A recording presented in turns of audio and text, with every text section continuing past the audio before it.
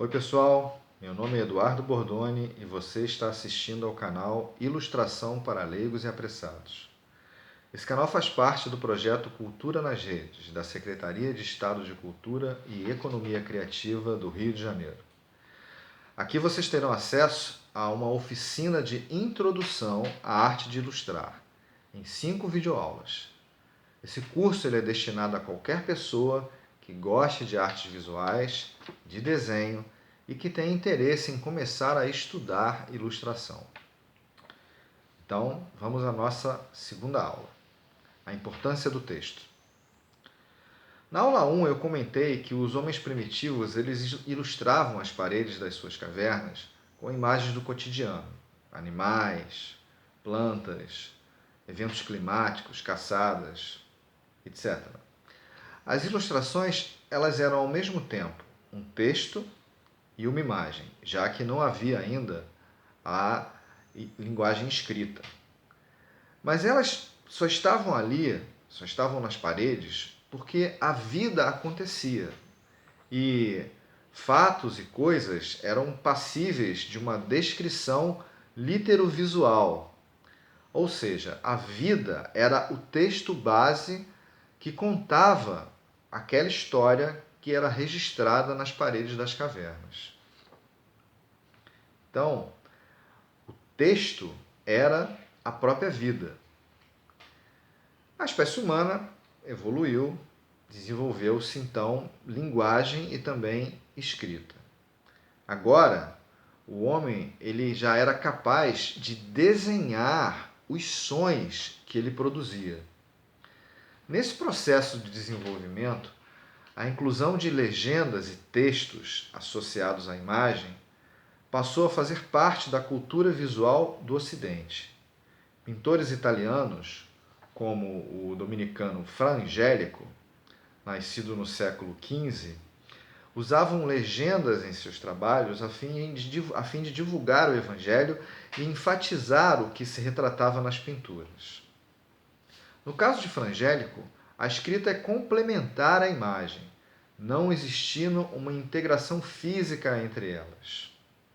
Um exemplo dessa união ou integração entre o texto e a imagem são os caligramas. Vocês vão perceber que os caligramas são algo muito importante e ainda muito usado na literatura, quando se fala de junção entre texto e ilustração. Caligramas são figuras cujo corpo é preenchido com letras, formando assim uma imagem, o que pode ser de um animal, de uma planta ou de um homem. Esse tipo de ilustração através de letras, ele é muito utilizado em capitulares para textos e são chamados de alfabetos figurativos. Eu tenho certeza que vocês já pegaram algum livro com esse tipo de interação entre texto e imagem nas capitulares.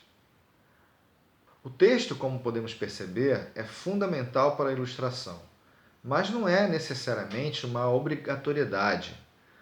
Quando a gente fala, por exemplo, de livros de imagens, não existe texto. A narrativa, através do uso apenas de imagens, ela é perfeitamente possível, mas é preciso frisar que essa narrativa ela contém um elemento textual, uma coerência de ideias que se relacionam e podem ser lidas através das ilustrações. A relação entre o texto e a imagem pode ser entendida como uma tradução, ou seja, adaptar-se a um sentido a partir da sua transposição para um outro ambiente. Nesse caso, o ilustrador ele interpreta os signos da palavra e os transporta para uma outra linguagem. Então, o ato de ilustrar, e isso é muito importante, ele pode ser visto como uma criação nova, distinta do texto, uma literatura visual. Porque o ilustrador não está imitando as palavras do texto, mas dando ao texto uma metamorfose, trazendo para o leitor novas camadas, novos signos, novas descobertas. A criação de uma ilustração segue a coerência da linguagem do texto, sua poesia, sua intensidade, mas não a sua relação direta com a palavra ou a frase. E isso é muito importante. O ideal é que se estimule a leitura do texto literário, mas sem construir uma tradução literal. Porque toda imagem conta uma história já. Figurativas ou abstratas, as imagens conduzem o pensamento a elaborar, a fantasiar, consequentemente, construir uma narração. O que o ilustrador deve fazer é adequar a sua leitura particular, crítica, analítica do texto com o qual ele está trabalhando, seja para que veículo for, para um livro infantil, para uma revista, para um livro didático, para um cartaz, há uma possibilidade de expansão da comunicação em termos visuais, usando todo o repertório de conhecimento adquirido na própria vida, o próprio trabalho como ilustrador, né, que são as experiências emocionais, as obras de outros artistas, conhecimentos gerais, que possam colaborar com a compreensão daquelas ideias e palavras que vão ser traduzidas em imagens.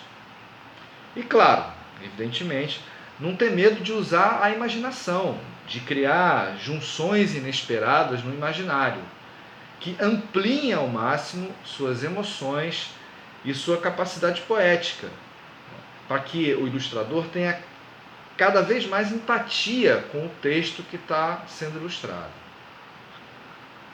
Boas ilustrações, com suas próprias narrativas, podem surgir de detalhes menos óbvios da história, do texto que está sendo contado, o que evidentemente proporciona uma perspectiva inesperada do texto. E foi mais ou menos isso que eu quis dizer para vocês agora, em relação a toda essa elaboração mental do ilustrador, da relação do ilustrador com o texto. Pensar a teatralidade, pensar a luz, pensar a sombra, a disposição dos objetos na cena, o ângulo de visão, tudo isso contribui para a construção de um conjunto perceptivo, imaginário, que vai estimular o leitor a continuar na sua viagem literovisual.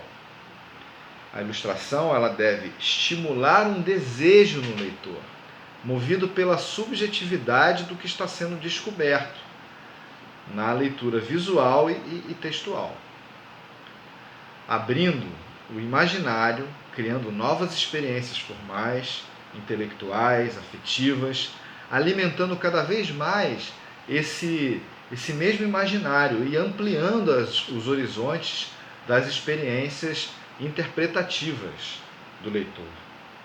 A ilustração ela direciona o leitor, mas não tem como o ilustrador saber o que o leitor vai interpretar a respeito daquilo. Isso é uma experiência pessoal, é de cada pessoa. Mas é isso.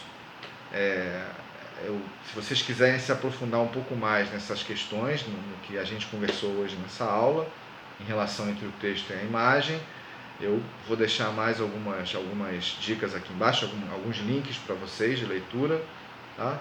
E a gente se vê no próximo vídeo, tá bom? Até lá!